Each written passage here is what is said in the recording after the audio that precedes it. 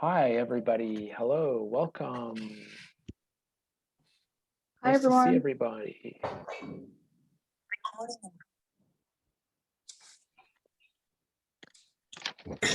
Hey, Tara, thank you for being here. Hello, Aaron. Hi, Ray. Sherry Williams, how are you? Hope you're doing great. Nice to see you, Rich. How's it going today? Hey, bud. Good to hear you. Nice to see you. Nice to see you too. I've got a slide with a quote from you, so maybe I won't read it. I'll just get you to say it. How's that? I'm going to be listening in. I've got a few other things going, but happy to always learn from you, pal. You're a great teacher to me. I appreciate it. Oh, you're too kind. You're too kind. So that way, I'll share what I have to say, and then you can jump in at any time if you want. How's that? Okay. Great. So welcome, Jesse. Welcome, Kristen. Hi, David. Nice to have you join.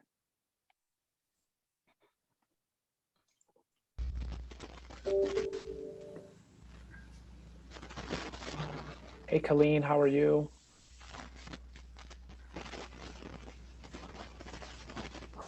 Great. Thanks for being here.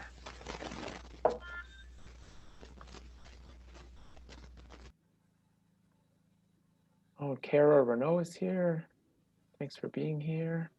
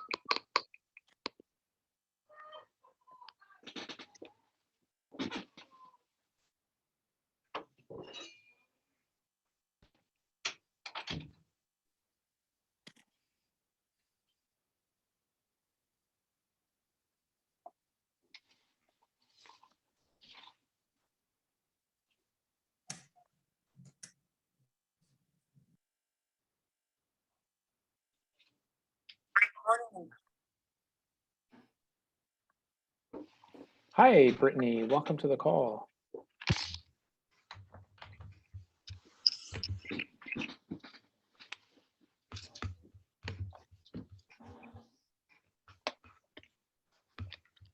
Hey, Jim. How are you? Dude, nice to see you, man. You're doing some great stuff. You're very nice. Thank you. Thanks for being here. Appreciate. I wish I would have been seeing you at more conferences lately, but what can we do? It's coming, man. No, Yeah. I'm really happy for you. You're doing some great stuff, man. Thank you. Thank you. Appreciate you having you being here. Hope you're gonna weigh in on some of these important topics. Hi, Sherry. How are you? I'm wonderful. Thank you. Great. Thanks for being here. Absolutely. Is your summer getting closer or what? I work year round. Okay. So yeah, summer's coming and I'll get to enjoy some of it. Okay. Summer with an asterisk. Yes. Okay. Fair enough.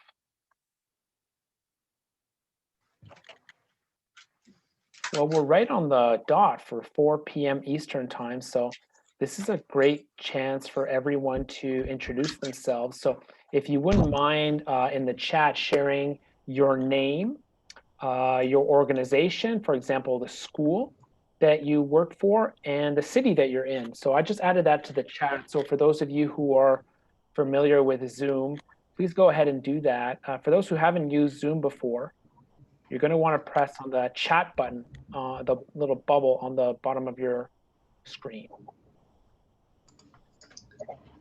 Thank you. So Kelly, you get points for going first, and you're with Ivy Business School, Western. Well, welcome. Thanks for being here. David as well. Well, thank you for being here. Not that far from you is Brittany in Burlington. And Brian, you get additional points because you were the first in the meeting. There's points for that too. Sherry's here from Lexington. Oh, Miguel, I haven't seen you in a long time. Thanks for being here.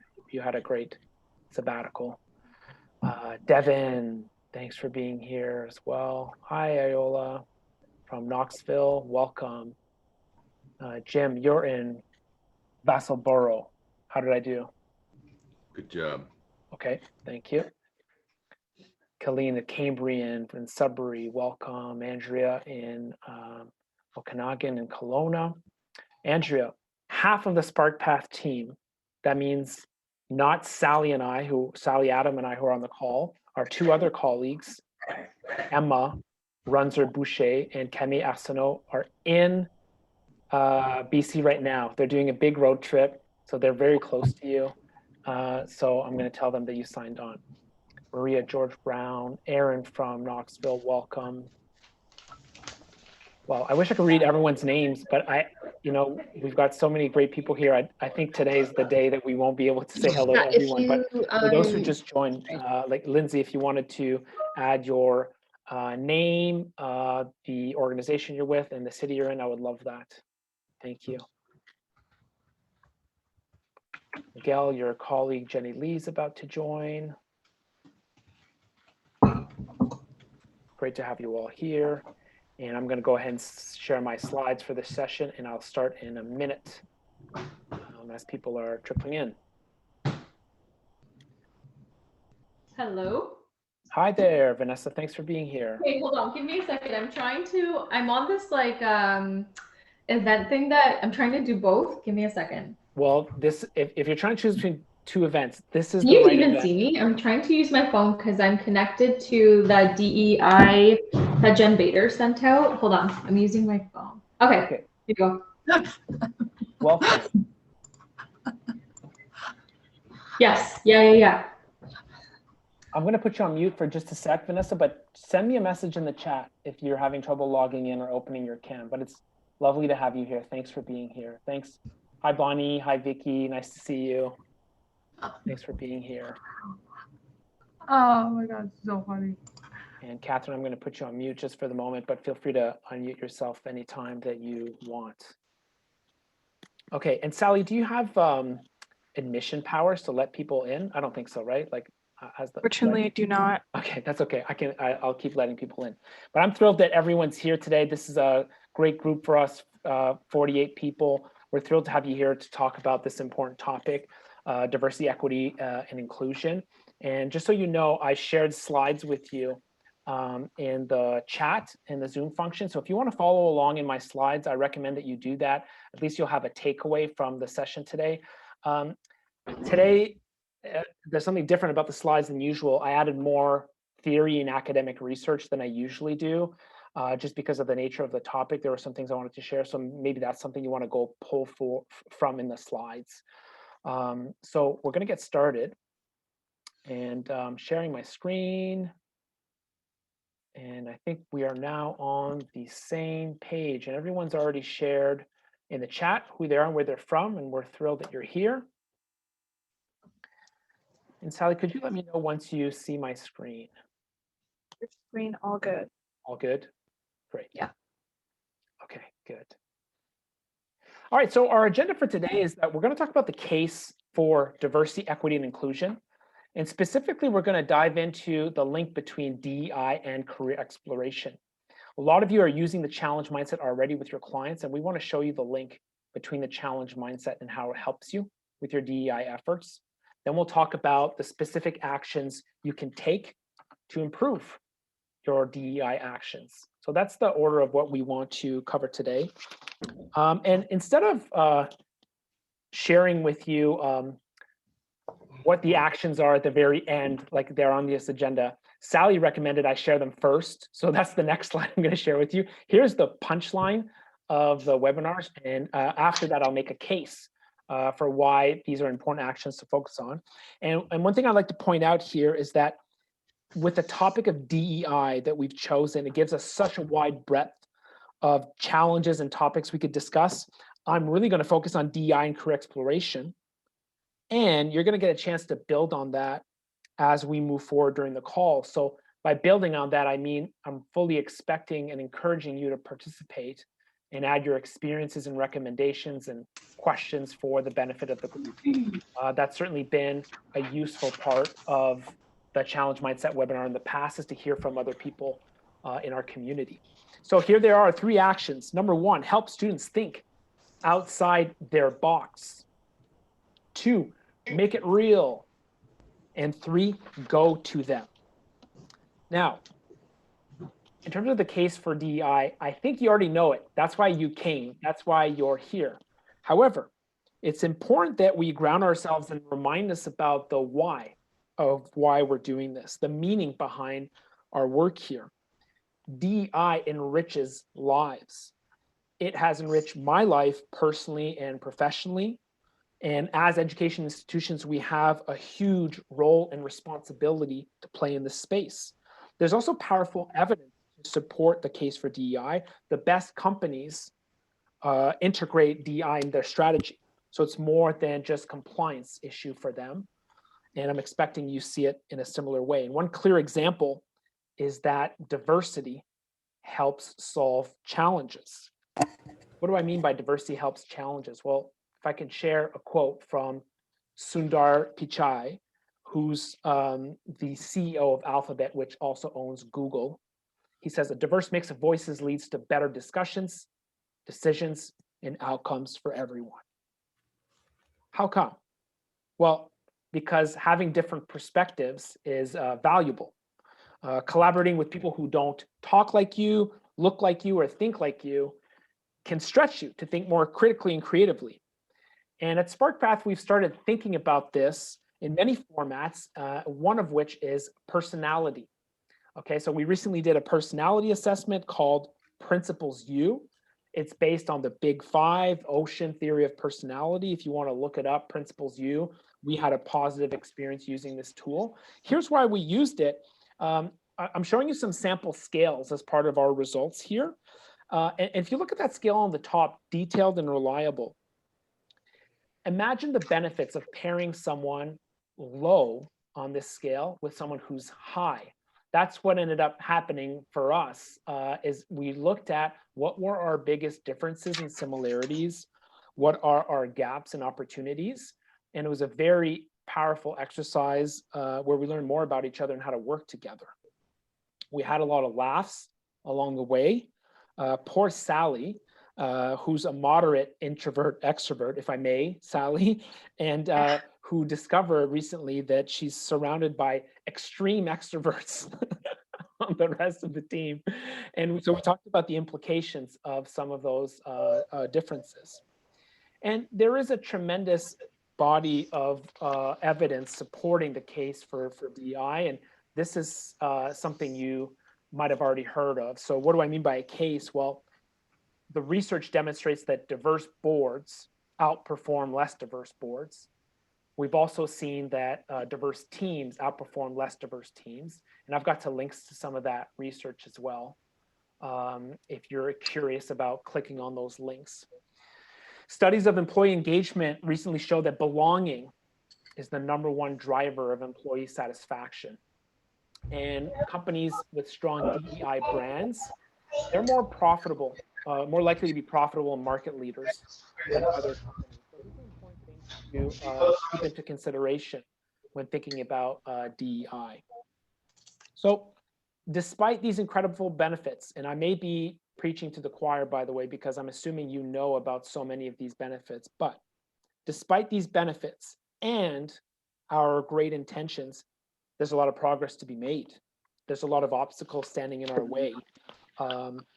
And you know about a lot of them. And my belief is that you are uniquely equipped to tackle at least one of those obstacles, the one we'll talk about today, because of your unique expertise in career exploration. And the more research I've done in this space and the more conversations I've had, the more I've seen that the focus on job titles limits DEI efforts for career exploration. So as career professionals, we've got an opportunity and a responsibility for social justice because we've got a key role to play. and education being the great equalizer. We really want to make sure that where you come from doesn't determine where you can go in life.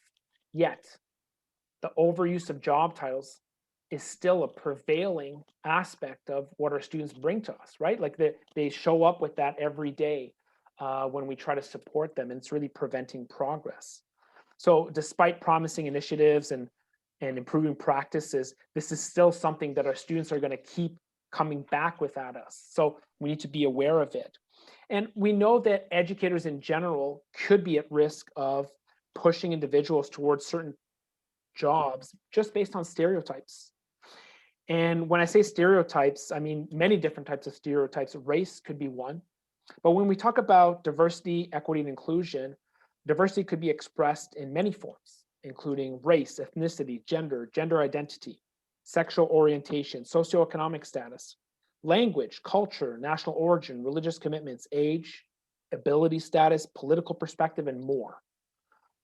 The stereotypes that people see and that we see drive how we act. So we could push people away or towards certain opportunities, even when it's not the right thing to do. So we could, for example, when this research showed we could push people towards low status occupations, we can have an overreaction and do the opposite, recommending 4-year colleges for all, which doesn't really acknowledge the true diverse needs of the different students that we're serving. I know you're already aware of these risks, by the way, but are you aware of how deeply entrenched the importance of job title is in our students? The OECD was very interested in this question, so they studied 11,000 students and they asked them about their dream jobs. Here's what they learned. The career aspirations of kids are narrow, mismatched, stereotyped, locked in, and they have a lack of role models. So what do I mean by narrow? Well, first of all, narrow because half of boys and girls expected to work in one of 10 of the most popular jobs available. They're mismatched because what people wanted to do doesn't reflect what's needed in the labor market. In fact, the name of the report of the research is Nothing in Common, which is kind of a provocative title, but it reflects this mismatch. Stereotype because these stereotypes start at at a young age, and they're influenced by social background and gender, and they're locked in early, set by 7, and they change a little between 7 and 18, unless they meet someone like you who can help them look more broadly and broaden their horizons. And lack of role models is something that comes up a lot in conversations I have with people in career exploration. We know about this. The research here found that less than 1% get to meet role models from the world of work. And just one more quote from the leader of this research project, this idea that about role models, the lack of access of role models and awareness of different jobs is a particular concern for children from disadvantaged backgrounds. And that's one thing we know as well. A common thread I'd like to point out in all of this research is that the career aspirations of youth are focused on job titles. That's still the lens that they're looking at the world through. And we won't make the necessary progress. We won't reach our ambitious goals in DEI until we break them free of this perspective. Asking what do you want to do, what do you like, reflects what students already know. So what they already know, what do I mean by that? Well, what do they already know? Their environment, their family, their circumstances, their circles, their neighborhood. So focusing them on what they already know risks reinforcing their status quo, which by definition, that's the opposite of how we see our role, isn't it? I really like this quote from Heather McGowan, who wrote the Adaptation Advantage. And she said, choosing a future self from the portfolio available in a child's family and social structures serves to replicate the conditions of that structure into adulthood. She's a great author, by the way. I really love her work on the future of work and the future of education. And my assumption is that everyone on this call today is working with some students from maybe disadvantaged backgrounds, difficult environments, lack of parental support, maybe from oppressed groups, generational trauma. And so this quote is particularly important for us. So if this entire process were to start simply with an interest inventory, we'd be in trouble. Because we're asking students, what do you already know? And I picked out one example in a career interest survey. It says, do you like to buy and sell stocks and bonds? Well, it's difficult to know if I like doing that if I don't know what a stock and a bond is, right? So there's a risk here. And Rich Feller, who's on the call, a past president of the National Career Development Association and a professor at Colorado State University, a term that he used for this that it resonates with me is exposure bias, which could lead to potential misguidance. And Rich, I've got a quote from you here where you gave an example for STEM. If they haven't been exposed to scientific and technical careers, they're less likely to self-report an interest in these job paths. After all, it's hard to be interested in something you know nothing about. And I agree. And now Rich is working with an organization called Youth Science, and they're producing research about the value of showcasing abilities, helping students understand their abilities to help them look beyond this exposure bias, which I think is wonderful. There's also a related body of research here called the mere exposure effect, which to me is a good link for us here, because this is a psychological phenomenon by which people tend to develop a preference for things that merely because we're familiar with them, we like them more. So in social psychology, some people call this the familiarity principle. I think these are intuitive. This is intuitive. Like, I think the people on the call, you get this. It may be reaffirming to know that there's some evidence behind your suspicions.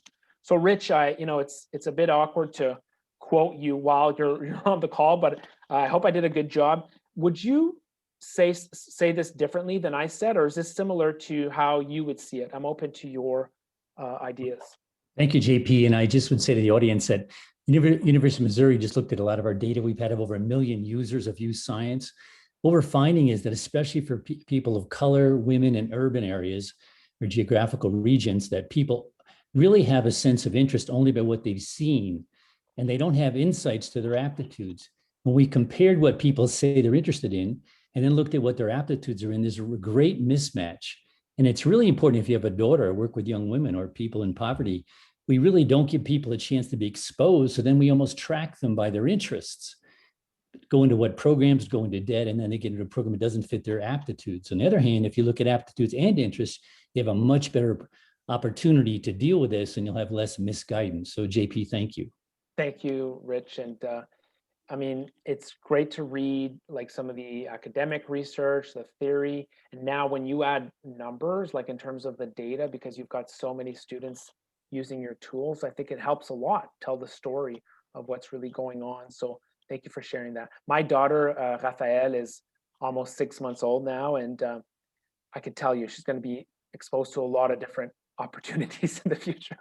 That's what I'm going to focus on. So the reason we bring this up is that if we want to maximize our DEI efforts on campus, we need to help our students look more broadly at what's going on. So this is why I'm proposing the following 3 actions. I'm going to go in detail on each one about helping students think outside their box. Number 2, making it real. And number 3, go to them. And when I was preparing for the call, I was thinking about like some shining examples of what's happening in this space. And one person in particular I thought about is Brian Mallett at Fanshawe College. And Brian, I invited you to call because I thought you would have some unique insights to share in regards to what you're doing at Fanshawe and the way that you're working with your students that other people could benefit from. So I'm going to stop sharing my screen for a second and just say, welcome, Brian. Thanks for being here. Yeah, thanks for asking me to be here, JP. I think you'd have probably like 10 or 12 different things to say, but I thought I'd lead you with the question. Is that fair? Yeah, that's fair. So you're at Fanshawe College. Can you tell us about how your approach to working with Indigenous students is unique?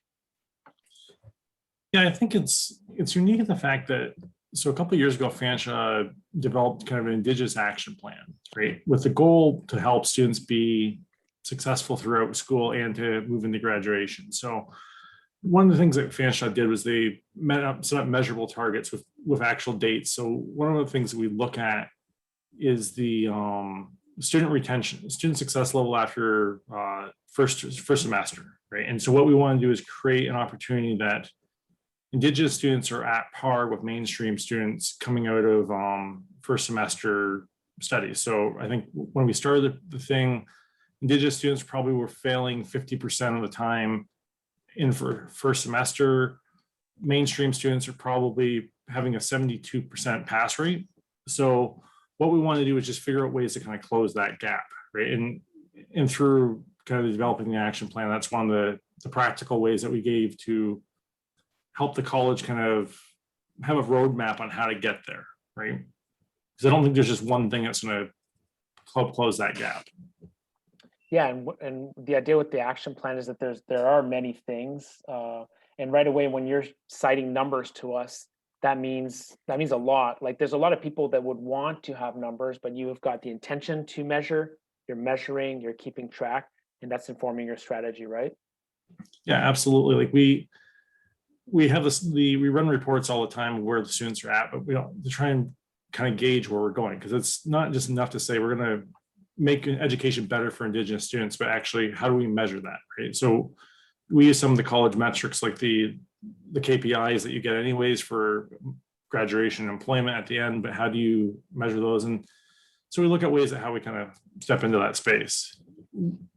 I think one of the other examples of like some that came from the action plan was we didn't have an Indigenous career consultant at the college 3 years ago, and that was the job I'm in now that kind of they created as a response to that action plan. How do we help Indigenous students be more successful entering the world of work upon graduation? So we created the role for I'm in right now.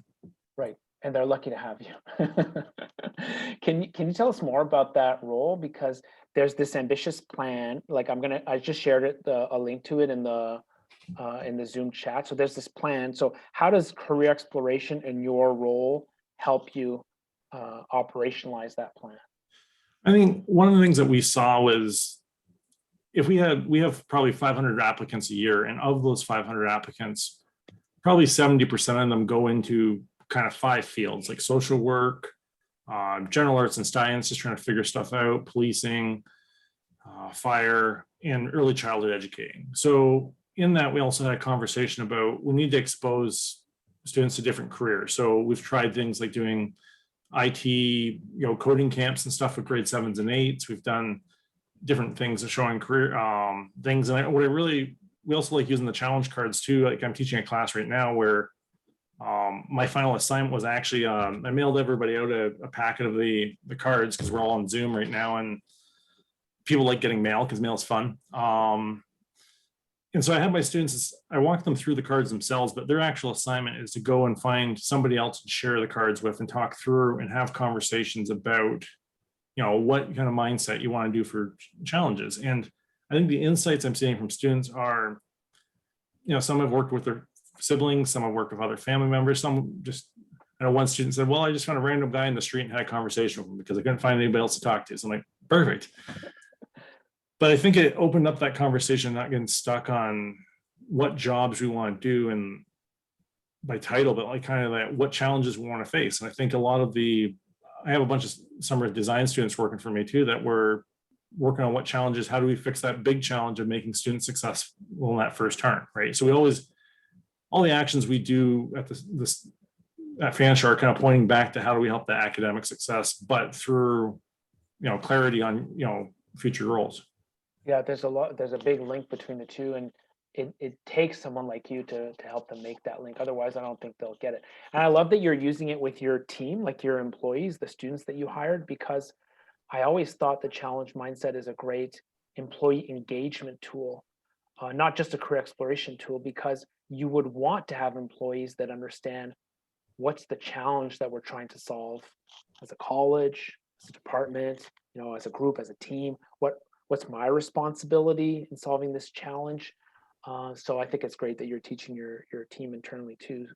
And when I think of your work, like I think about the one-on-one aspects of the career work that you do, but I also think about the organizational, systemic work that you do across campus. And one thing you mentioned to me is the importance of building relationships, which is something you've done, or I don't know if it's fair to say done a lot of, but it sounds like you have.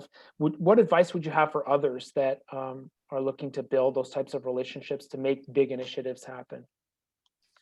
I think one of the things to look at is the relationships happen kind of one coffee at a time, right? Like kind of being curious, having conversations with people. I know when you look at like equity, diversity, and inclusion, like that's a massive topic, right? And I know especially this week, we've been having lots of conversations because of, what's been coming up with the residential schools, right? And people kind of struggling through how do I, support or cope with that. And I think what I've found worked with a lot of things is just having conversations, right? Starting and being curious and asking like, what, how's that impacting you, and listening to the answer, right? I think a lot of times I've had conversations where people had a solution. I'm like, you haven't asked me what the problem is, right? And you've already got a solution for me, which is great. I'm glad you've solved something I didn't even know was the problem yet. But I think as so today I just had a meeting with our corporate training services, and we were talking about how do we make the program more accessible to some Indigenous students, right? So we had some conversation about that, and I said, yeah, like like transportation, getting to your actual thing, you're gonna have to get them bus passes. Like it's a practical thing, but it came up through just dialogue, right? Having conversation. It wasn't like we were trying to solve the big problem. It's just what's the practical problem to help getting students into this exposure program, I guess. So yeah, I would say just conversations, right? Be creative, like curious, and just kind of chat about things.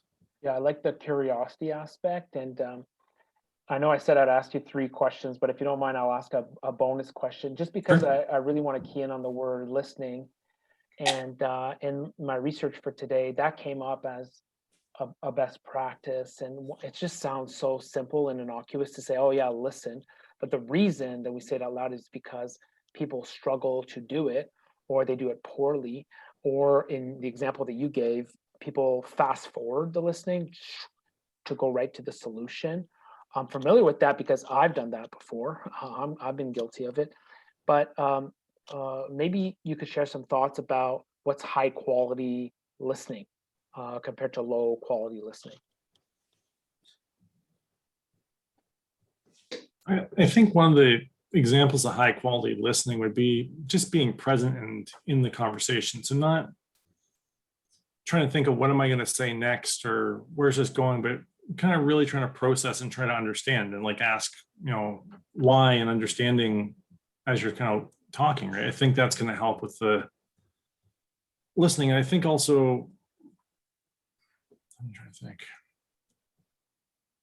Yeah, like I think as you listen, it's not coming with that solution, right? Or like, I guess it's being, as you look at the challenges, right? Like how do we understand the problem, I guess, right? It's kind of what you want to do, right? Like you don't want to, finally, because me and JP were having a couple of emails today and a phone call earlier, just like talking about like, how do we want to do this? And then, as we were sharing, like JP just said, hey, what are you doing at 4 o'clock? Do you want to, join us for the call? I'm like, sure, let's have this conversation, right? But it came through kind of that listening, and like us both talking, like, I could give you some examples and stuff, but it might just be easier, just to come and chat, right? So I think that also listening, being open to kind of changing your plan as you go, right? Like, I think JP did a great job of listening as we were just talking, and like, yeah, let's just talk about it. So. Oh, good. I'm glad I did a good job, because if I did a poor job and you told everybody today, I'd feel embarrassed. But I would have learned something, Brian. You would have given me the gift of feedback, and I would have gotten better for next time. Hey, thanks a lot for being willing to jump on. I wanted you to talk about the Innovation Center that's on campus, Kalawi. But I just wanted to check, maybe there are some people on the call that have questions or comments for you that either want to ask in the chat or even do the raise your hand version. So, I want to give people an opportunity to do that. And then maybe I'll start with Brittany's. If everyone else is thinking about theirs, I'll start with Brittany's comments. I find that at the point we start thinking about career planning, the damage has already been done, and the damage continues throughout the academic experience. That's heavy. That sounds heavy, Brittany, but I think you might be right. Why is it one of the first things we ask little people is what do you want to be when you grow up, when we should already be asking who do you want to be when you grow up. It's a systemic issue which I believe is unfairly effective specific groups. That's what I'm seeing in the research, that it does unfairly affect certain specific groups. And for me, my commitment is so high, you know, to helping people who have like that mindset when, you know, we see them, but also moving this idea to younger and younger ages so that hopefully when you all see, you know, career explorers, they're not as ingrained in that way of seeing the world.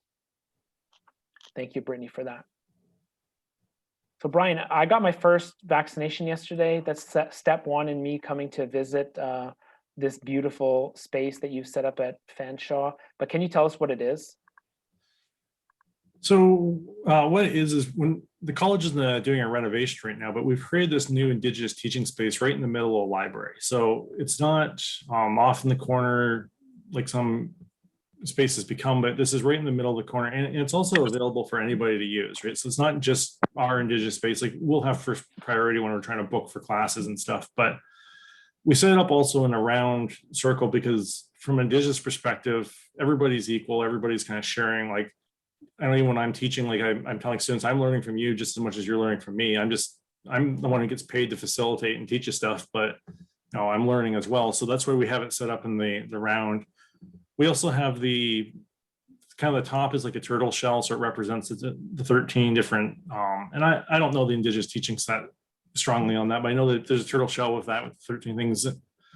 One of the things we also have with the spaces, because it's in the library, it's right in the central spot of the college. Like you're not going to miss this. So I think it shows also the college's commitment to kind of visually showing like how they're working with Indigenous people. And there's a lot of conversation about this because originally, yeah, there was going to be like a mural that was like, this is an Indigenous, you know, thing. But what we said is we want a practical space, something you can use and add value to conversation about education. So that was the other thing that they kind of created with that space.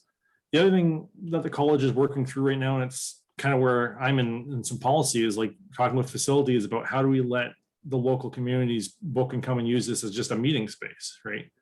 So it's not just this really pretty fancy room that's going to be held like kind of as like, this is our really cool thing, but sharing it and being part of the community, right? So the back doors you can see there kind of open up like a garage door, and you can also have open space. So we can run like we're probably looking to run our powwow out there next year and then open the doors and then have kind of be able to use that, both the outside that's there and that. So I think that's kind of the cool thing with the teaching spaces. It's just looking to be more as something that the community can use. And, you know, it's not just for the Institute of Indigenous Learning to use, but it's for, you know, our local communities of like Muncie, Oneida, Chippewa.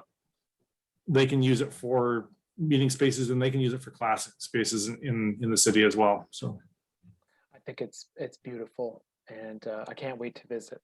Thanks a lot for sharing about it. And there's a question in the chat here from Jim. What does Kalawi mean?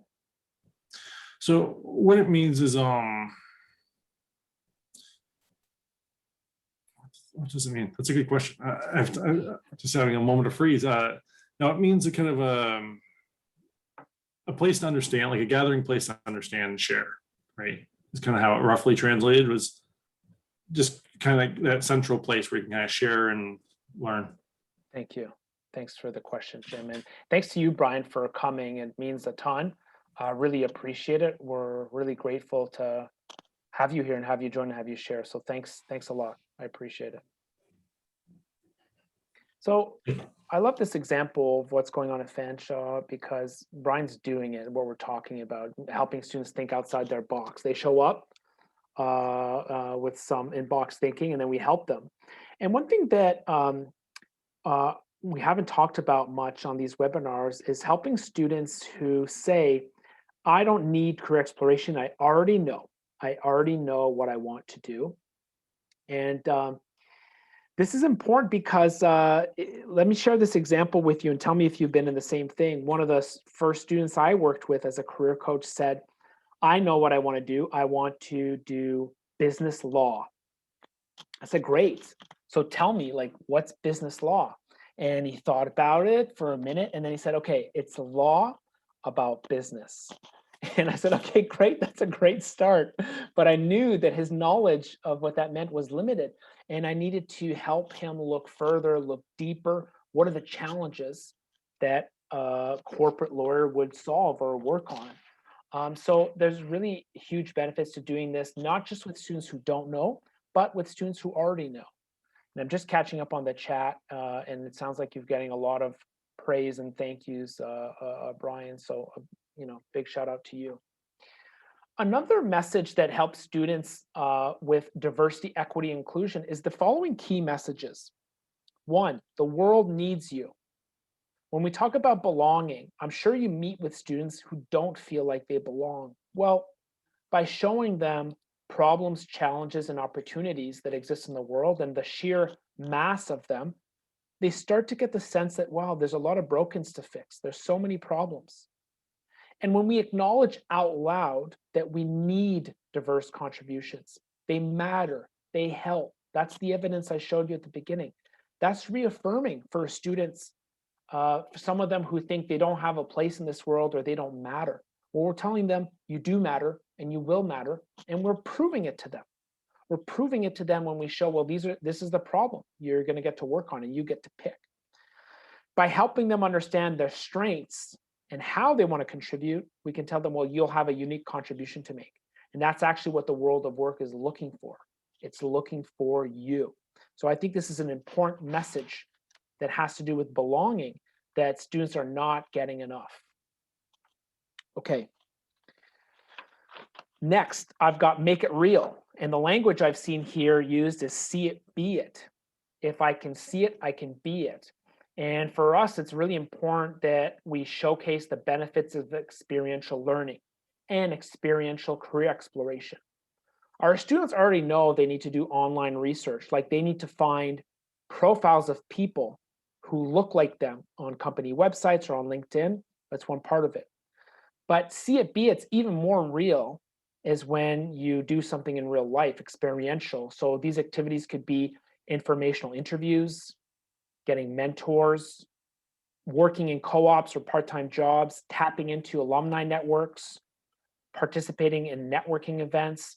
These are all ways to make the career exploration process real, so you could see it and be it. And the last one is, the more I think about the ways that you're all scaling your career exploration, the more I think about your efforts to go towards students. And for some of our students, just visiting the Career Development Center or making an investment in themselves, it's a luxury for them, given maybe their schedules, their distance to campus, their at-home responsibilities.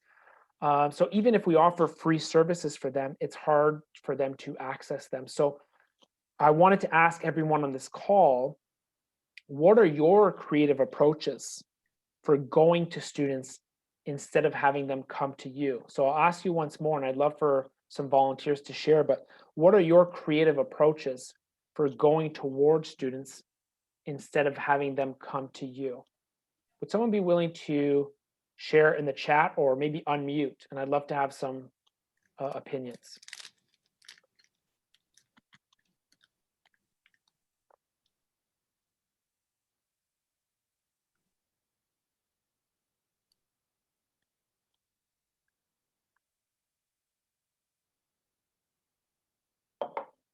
Do you want to go ahead, Nicola? One thing that I'm in the process of working on is to create a career space within the College of Arts website so that they have information that they can access that's more customized to their programs, including the Career Challenge mindset. So there's a process for them to help them go through a step-by-step exploration in their own time, but also have resources to access career services staff where they need to bring that in. So there's putting the information out there to support them in seeing what they need to, the steps that they could take and how to explore and widen their perspectives on what's possible. And then also lots of resources and links for them to connect with people and spaces where they can get more detailed information. Thank you. Thanks, Nicola. I think that online component, this Colleen shared that as well.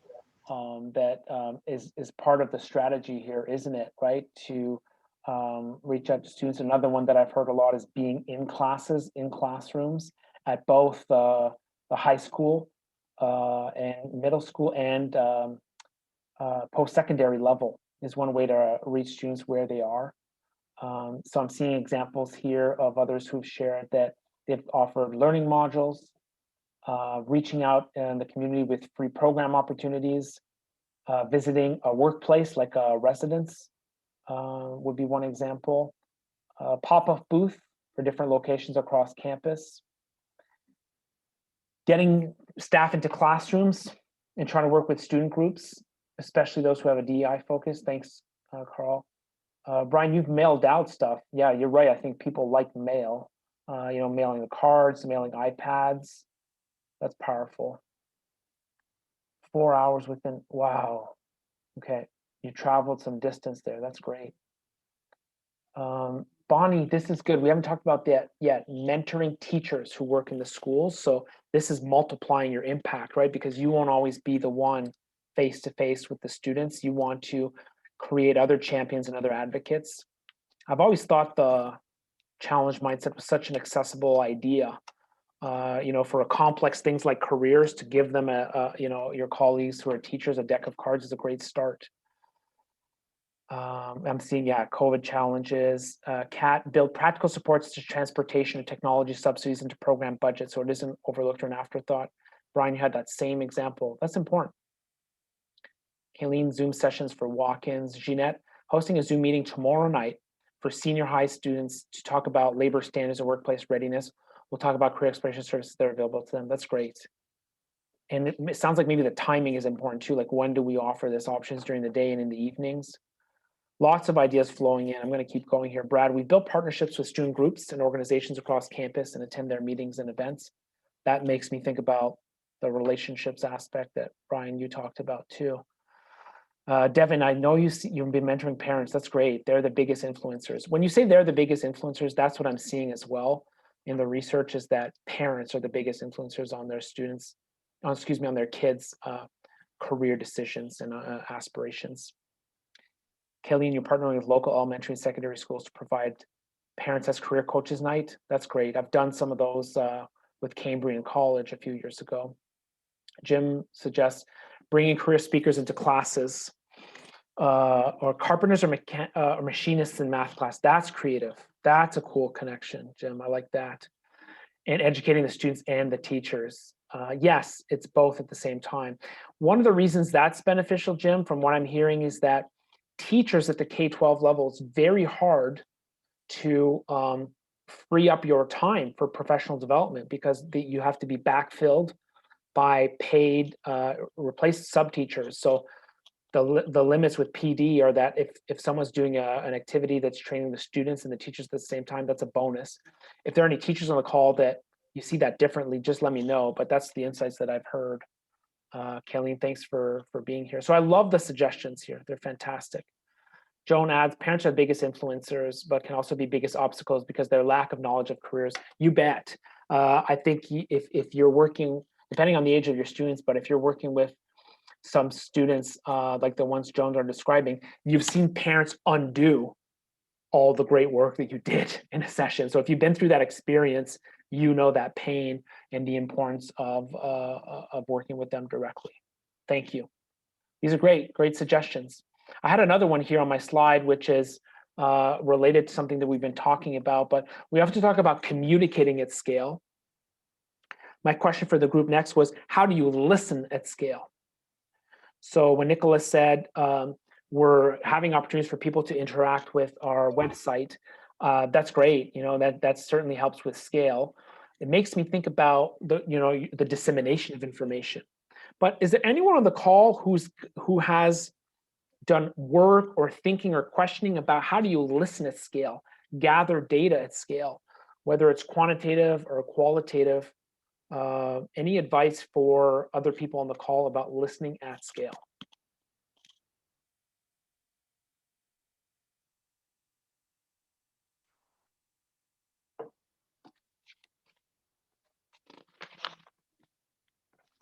Ali, I'm going to put you on the spot while people are thinking about this, and just tell me if you say, I have no idea what you're thinking about, but you're kind of a whiz when it comes to digital, user interfaces. If you and I were a school, Sally, how would we do listening at scale, like digitally on a website? Any ideas? I know it's off the cuff, but what do you think? If I were to give an idea just right now, I think it's just a matter of asking questions and letting people know that their voice is being heard, because often we're just assuming what other people want instead of asking them directly. So asking questions and gathering the responses and actually going through them, and asking if you could share those responses too, because seeing what other people are thinking, and if someone is thinking the same as you, it often can feel really validating. So my idea would just have to have a simple question board to open discussion. Okay, good. So yeah, question, like I'm liking the theory, but question board, I right away think about the application. So I want to hear your ideas on that, but let me tell you the way I'm thinking about it. I see a lot of our work as a funnel.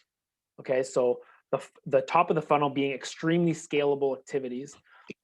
The bottom of the funnel are not scalable, and that's like one of you having a one-on-one meeting with someone. So what are the different ways? And if you move up from the one-on-one, you have like a group workshop, online webinar, information on your website. So when I think listening at scale, I think about your idea, Sally, of like, okay, we're trying to ask questions and collect information, but I'm seeing it like on our website. You said a question board. Like, what do you think is possible there? What I think is possible, the sky's the limit. So I'm gonna just go full out. And I would say, I think I've seen other websites do it, or other companies do it, where you pose a question and people can answer, and it's almost like comments, almost like Quora, but on your own personal website. So Quora is a platform where people will ask questions and will get their answers fast, like Yahoo Asks way back when. Yeah, Quora, Quora. I've seen that before. And I wonder how empowered some of you are. Some of you might have direct access to the websites that you're creating. There may be some experiments you could do for your listening at scale that could inform your programs. And then just saw Sherry's comment, poll everywhere is a tool to connect anonymous responses. That could be a part of it as well. Rich said the virtual Who You Are Matters games finds that folks having tell their stories in breakout rooms is reaching up to 300 in a session to get scale. Safety and structure seems to motivate greater self-disclosing. Interesting. Great. Thank you. Nicholas, chat widget. Yeah, and I'm also thinking about different learning styles. Like some people committing to speak to someone in a one-on-one interaction might be too intense. So this might be like an easier point of entry. Brittany, so you've launched a career development advisory committee where students reviewed our programming and provided input. Wow, isn't that cool? The challenge that the students who participate in this are keeners who are actively engaged in our services. It's hard to reach to get input from those who are unfamiliar to us. Well, I think about that persona. So if you're familiar with the concept of personas, this is the idea of anticipating. Who are typically the type of students that you help and you want to help? And let's say you build 6 personas. And Jennifer, you and I had a conversation about this, right? Building personas. And I think that's an exercise you had already done. So Brittany, if keeners is one and you got good input from them, it may be useful to go and flesh out the other personas. Like I think one of the personas we're just talking about today is the disengaged students that don't know about you. So how do you get them who are unmotivated to form another committee to inform your practice? That's hard. But I think that's also what we're talking about. Am I remembering wrong, Jennifer? Or had you done that? Had you started building personas? And if you did, what's the value that you saw in that? I know we talked about that, JP. And I think years ago had originally started that, but didn't take it very further. But I'm thinking of all the technology around listening at scale. And one of the things that we've integrated into our work is technologies like Padlet, where you can have people put up ideas and other people like those ideas, or even just tapping into the different places where students already are telling you what they want. So asking your IT to get all the search data from your website. Like, what are they searching for? Because that tells you what they're looking for and what kind of information they need, or how much time are they spending on the web pages that you have, or which resources are they accessing. So there's so many great ways to collect or to listen without having to go out and ask. That's great. I love the search idea so much. Thanks for sharing that one. I don't know how many people on the call it concerns. It might concern you or someone else on your team or your leader, but I love it if that's your role, because you can get real data about what's on people's minds, and then you could build something towards that. So if you've got a really provocative search term coming up, that could be the name of your next workshop. You know that it'll resonate because people have already searched that. So we've got a couple minutes in the call that's designed for more ideas to come out. So you've already given me a ton, but what more broadly about DEI would you like to share with the group? You know, what ideas are you implementing that are working for you that other people might benefit in discovering? Are there any other actions you'd recommend besides what we've discussed so far? I'd love to hear thoughts from others who have spoken already, others who haven't spoken. I'd love to hear your ideas.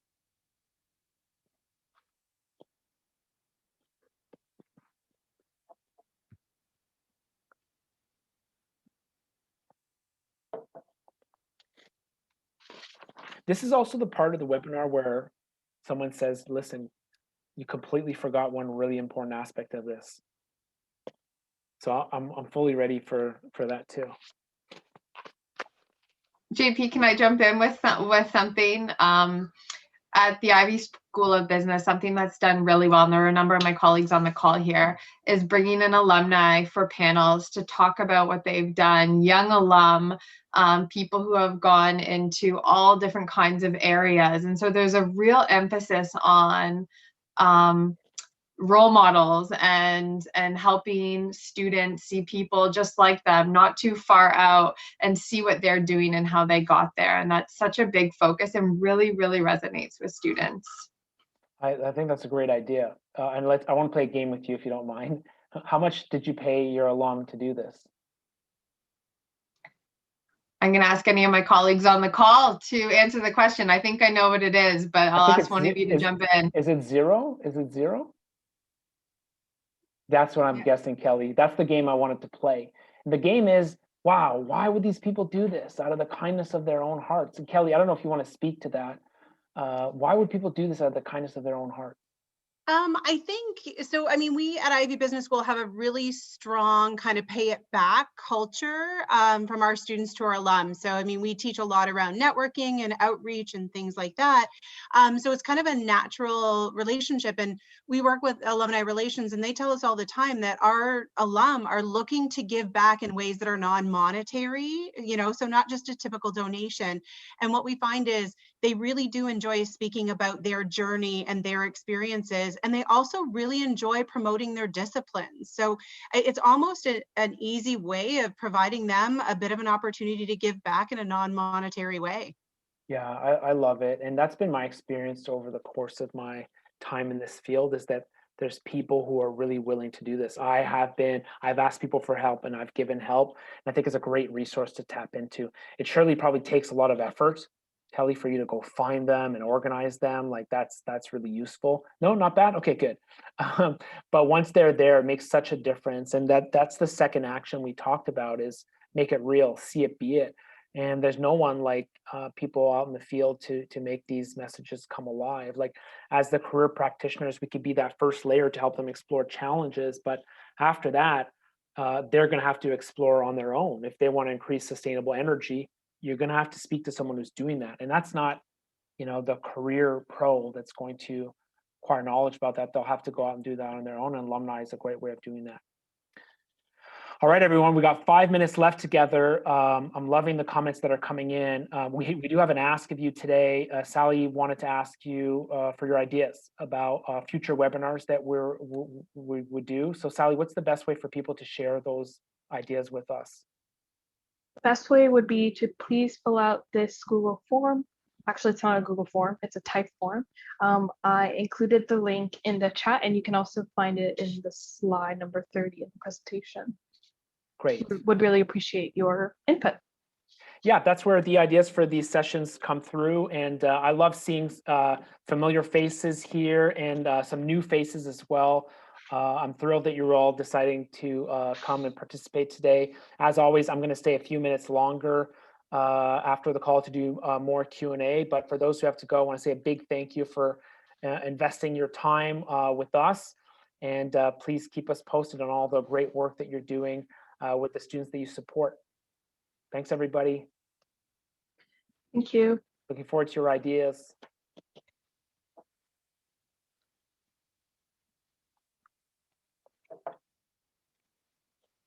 Brian, you were a big hit.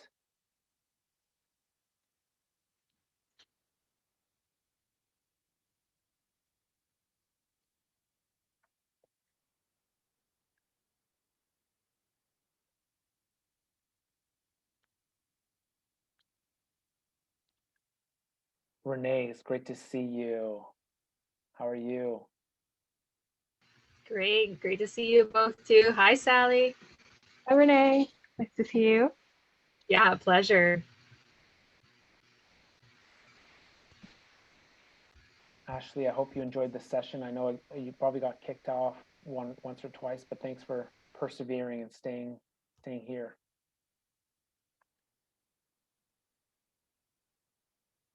Great. Okay. So what did we miss? What's left? Well, what did we not talk about that we were supposed to talk about?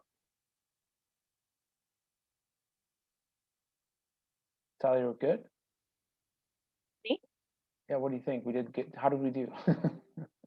Yeah, we did pretty good. Sorry, I'm multitasking right now, answering a few messages in the chat. But I think we did good. I'd love to hear a little bit more about what people are doing. Yeah. You mean next time? Yes, next time. That's a great idea. I just don't know how to do it. Like, I know how to do it for 20, 30, but for 60, it's, we'll find a way. We'll find a way. Yeah. Some sort of board. JP, I find you're so easy to listen to, and that you've got a great team there. And you're really building such a wonderful, warm community, and the sharing is really pretty cool. So I just love your pacing of you being the moderator and bringing people in. And it was just one of the better ones I've attended. So thank you very much. And Sally, thank you as well. Thank you, Rich. For coming in. I'm glad Brian said yes and he showed up and was able to do that. So thanks again, Brian. So now you've got like new people learned about Fanshawe College and your work like in the US, and we also had some attendees from Singapore too. So your message is spreading. Oh, you know what I should have asked you, Brian? Do you have those cool books? The one person who's going to think that's really cool is Rich. I don't know if Rich is on fit. Oh, he's gone. We missed him. That's too bad. He would have loved to see your books. Yeah. Oh man, too bad. That's cool. Brian's got some classic books. If we all meet each other at Connexus, that would be a cool time to show off those books too. How did it go, Brian? Is that in line with what you had in mind? Yeah, that's well, I had in mind what we chatted about. And yeah, it went pretty well. I think I'm glad you and I went through the questions just beforehand, just to get me kind of primed up to know what we're talking about. But yeah, it was good. Yeah, thanks. You did great. You're really flexible too, to jump in. So nice job. Hey, Joan, thanks for coming. I turned my camera on, but you can't see me. I don't know what's going on. No, we just got it. It just turned on. I can see you. Oh, yeah. Okay. So one thing that and maybe it's just me because I'm truly a school person, but great ideas, but it's putting together that, I'm going to call it a scope and sequence type thing, to know how and where to introduce to students. And Sally and I have had discussions about this, like started in 7th grade and then, revisit again in 10th grade, because we're bringing in a concept that I think is so valuable, but as a school person trying to look at a gamut. I have 6 grades I'm responsible for. Where do, it's like the tools. And I always feel like I want an introduction thing, like a simple video to introduce students and parents even to what the challenge mindset is. And the TED Talk I've shared, but it's that quick and easy, I'm going to use tool, resource, whatever, because I think it's so important. We use Zello, but I feel like I want my students to be introduced to this before I do Zello, because Zello gets them into that. I was in a classroom last week and a student said, "Oh, I didn't get what I wanted." And I'm like, "What do you mean?" Okay. And I said, what are you thinking? And again, it was already set in his mind. He professional athlete, talked about police officer, or something in government. And so it was like, I felt like it was unfortunate we didn't get to do the challenge cards before I had done that, but our school year is done this week. So it is what it is. But in the future, it's how you kick it off and how you fit it in, I guess, is where I'm coming from. Yeah, you're completely right. And you're responsible for 6 grades, you said? Yeah, I have 7 through 12. 7 through 12. Yeah, I'm going through that exercise with my contact at a school board here in Ottawa. And we just did that last week, is sequencing. We did 7, 8, 9, 10, 11, 12. I got to tell you, we only spent like 20 minutes on this, and it's just a sketch. But if ever you wanted to look at that together, I could share with you what we came up with, because the more we thought, and you could add to this, maybe it would help us, but the more we thought about in grade 7, what's the crux of that message? And then how does that shift into 8, 9? And you can't do the same thing in 7 and 8, right? So we just pulled out those types of nuances, and I'd be happy to share with you what we did. It's a start, but I'd be glad to have your thoughts. Okay, that'd be great, because you know what? You're making me think about, I worked with Zello on a scope and sequence for what we're doing, but it has been shared a lot. And that's what all of us in the field are looking for. It's like, please don't make me reinvent or invent the wheel. Let me tweak it to make it work for my setting. But yeah, maybe over the summer or something, once I get out of school, I would love to do that. Yeah, please reach out to me. And you're right, that's why we've made lesson plans. So for teachers, we don't want them to reinvent the wheel. They can pull from that lesson plan. But for leaders like you, we got to give more stuff for leaders like you who have the bigger vision of the whole thing, and how do I sequence it out? What I have right now is pretty informal. I'd like to eventually build something more formal. Maybe you can help me do that this summer. Okay. Yeah. Great. I'll get in touch with you. It just, I asked Sally for the slides because you were asking questions that are so good for kids. And that's why I have the slides now, but they're questions you want to ask. And I just feel like there's not enough time. So, but I do know that the document that I created with Zello, and again, I'm not trying to compare, they're 2 different products, but I built it with links right in it so I could share it out with staff, and it linked right to the lesson plan. So I could say to the teacher, okay, here's your grade level. I chunked it out. So depending on the time of the year, what we can fit in when, but I just want to incorporate, I want to expand what I have now, and I want the challenge cards to fit in it. Because it's just a whole different thought process. And it's not about just your interests, and that's really what Zello does, but it's our tool. You have a tool, but I can connect in Zello. I can have the students connect in their storyboard, their challenge card result, what they came up with from that. So it all builds, and it's in one place. It's at one-stop shop. That's right. And that's what there's so many people that use both tools. Yes. My Blueprint or Career Cruising or Naviance, and those tools are great at documenting. And so when you say Yes. one-stop shop, like you'll put it there, and then you guessed it right. Most people do not use it as the introduction because it's much too narrow too soon. So there's other things you want to do, and they do that great work. It's inspirational. Maybe they're documenting along the way, and then they're doing interests at the very end. So that's what we're seeing other people do.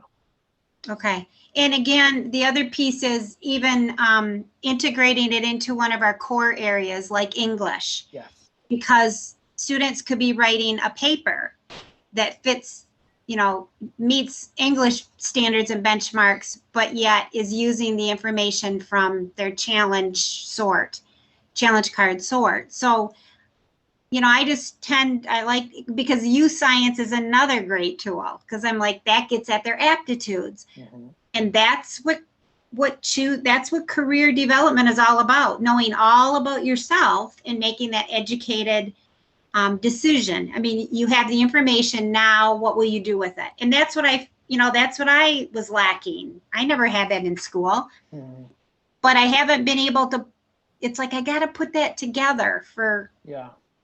Well, that's the way that you said it, Ben. It's like, I could help you make a new roadmap with the challenge mindset. I think that's useful, but the other one is the integrated roadmap where we talk about all at the same time. So that might be interesting instead. Mm-hmm. Yeah. Well, I think it shows we're all hearing pieces, but it's like we have to connect them. Right. Because when you use them separate, but you don't make the connection, and that's where I was building in my mind, building that map of, okay, we're going to start with challenge cards. We're going to sort the cards, or we're going to do the card sort. Then we'll jump to Zello, because now we figured out what problems we want to solve, what challenges do we want to take on. Now let's look at our interests, and then, move on to youth science in even 9th grade. And just because then the younger we start, the better. Mm-hmm. I mean, because you brought that up in the slide about a 7-year-old. You're right. And when my comment about parents, I'm telling you, they can be the biggest obstacle, because our parents don't know what's out there. And then they, my goal for every student is to graduate and pursue a post-secondary credential. I want some kind of education that results in a credential, a piece of paper that gives you the skills and knowledge to do something more. Don't stop at the diploma. But you have parents that aren't on that page, and they don't know what's out there. And you're right, kids don't either. So it's, for whatever it's worth, but they're part of that roadmap too. Yeah. Yeah. Yeah. And I think that's what appeals to people, is give me that resource, because the time it takes to create it alone when you're one person and you have if you could see the mess around me, you would know. You can't, we can't. Your camera is perfectly tilted so that we can't see your surface. We're going to assume it's beautiful and clean. Yeah. Just assume. Yeah. Yeah. Anyway, for my 2 cents. That's great. It was interesting, and I always get thinking about things like that. So thank you for sharing. I'll get in touch with you. Yes, please do. Okay. Thanks for coming. Perfect. And hi, Sally. I was thinking, Joan, you were saying a lot of the parents haven't been to post-secondary before. So I know we deal with a lot of students who are transitioning as like first generation to post-secondary. Yes. Right? That's where we're having conversations too of like, hey, this is how you write an essay, right? Because your parents haven't taught you how to do that, let alone, showing you careers that involve this. So and I was going to bring up the first gen piece, because we do have a lot of first gens, and you're really breaking through that wall with your first gens, because your parents haven't been there. They don't have the experiences, they don't have the knowledge, the confidence to help their students. And I just feel like we just don't spend enough time with kids. I think we'd have more engaged students and have more goal setting if we started this whole process earlier, because they'd have direction. And I think that's where, you know, and this has been a challenging year. I'm not going to deny that it in any way, shape, or form. So maybe that's why I'm thinking that way too. It's been challenging, but I see the need for this even more. Yeah. So yeah. Yeah, same here. Yeah. So thank you. Thank you, Joan. Yeah. We'll talk to you later this summer. Good luck with the month of June. Thank you. Cheers. See ya. See you. Bye. And I Bye. see that Ray, you stayed on as well. And he might be just, I don't know if you're passively listening, Ray, or you had a question as well. I just want to give you the chance in case you did.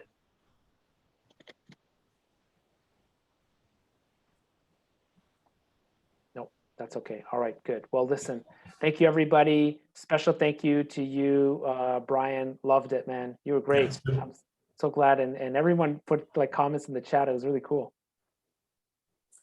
Yeah. That's very good. Well, thanks for having me. It's good. Cool. Talk Great. again soon. We'll talk again soon. Cheers. Cheers. Bye. Bye. Have a good evening.